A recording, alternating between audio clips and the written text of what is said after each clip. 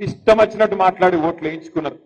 ఇవాళ ముఖ్యమంత్రి గారిని అడిగితే ఏమయ్యా ముఖ్యమంత్రి గారు మరి 100 రోజుల్లోనే 6 గ్యారంటీలు అంటివి ఇన్ని మాటలు చెప్తీవి కదా 2000 పెన్షన్ ఎక్కడ పోయింది 15,000 రైతు భరోసా ఎక్కడ పోయింది మహిళలకు చెప్పిన 2500 ఎక్కడ పోయింది తులం బంగారం ఎక్కడ పోయింది స్కూటీలు ఎక్కడ పోయినాయి విద్యా భరోసా కార్డులు ఎక్కడ పోయినాయి ఇక నువ్వు చెప్పిన మిగతా డిక్లరేషన్లు హామీలు ఎక్కడ పోయినాయి ముఖ్యమంత్రి గారు అంటే ఆయన చెప్తున్నాడు నిన్నగాక మొన్న ఆదిలాబాద్ లో ఒక ముఖ్యమంత్రి నోట్లకెళ్ళి మాట్లాడకూడని మాట ఏమంటాడు ఎంత కండలు తిరిగిన వస్తాదైనా ఎంత కండలు తిరిగిన పహల్వానైనా 3 నెలల పిల్లలు ఉట్టియలేడు కదా అంటాడు ముఖ్యమంత్రి గారు.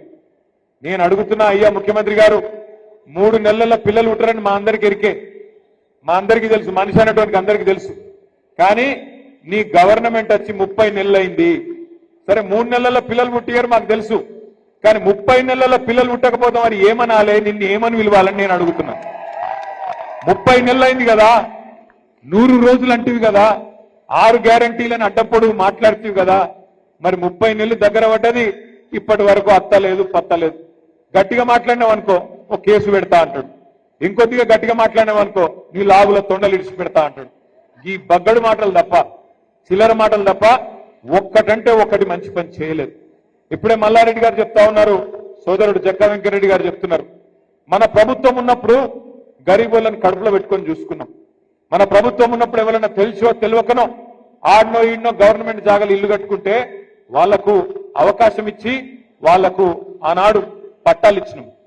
జీవో నెంబర్ 59 కింద జీవో నెంబర్ 58 కింద 2,50,000 మందికి ఒకరికిద్దరికి కాదు 2,50,000 మందికి పట్టాలు ఇచ్చింది కేసీఆర్ ప్రభుత్వం 2,50,000 మందికి.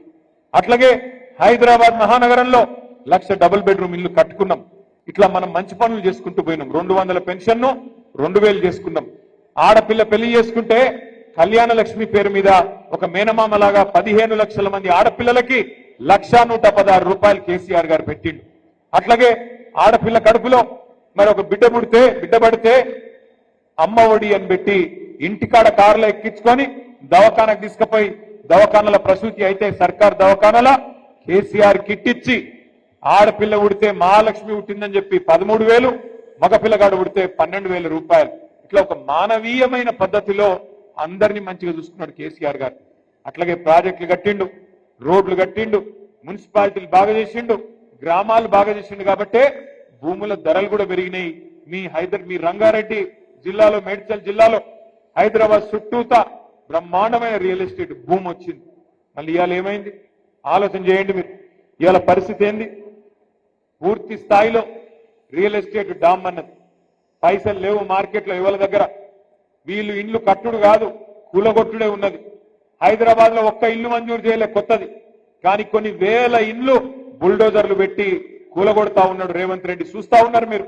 ఒకరోజు అమీన్పూర్ లో ఇంకొక రోజు కుకట్పల్లిలో ఇంకొక రోజు ఇక్కడ సాయి ప్రియ లేఅవుట్ లో ఫిర్జాదిగూడలో ఎక్కడో దగ్గర బుల్డోజర్ పెట్టుడు గరీబోళ్ళ ఇండ్లు కూలగొట్టుడు తప్ప ఒక్క మంచి పనన్నా చేసిండా దయచేసి ఆలోచన చేయండి.